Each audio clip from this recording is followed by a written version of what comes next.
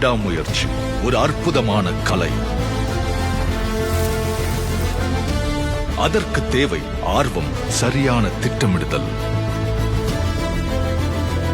சமரசமற்ற தரம், ஒப்பிட முடியாத இலக்கு, வெற்றி அடைவதற்கான உறுதி.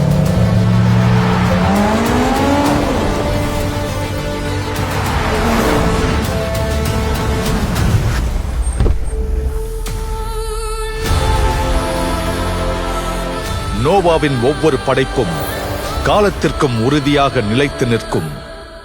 நாம விரும்புறத தேடணும், அதே நேர்மையா ஆர்வமா பின்தொடரணும்.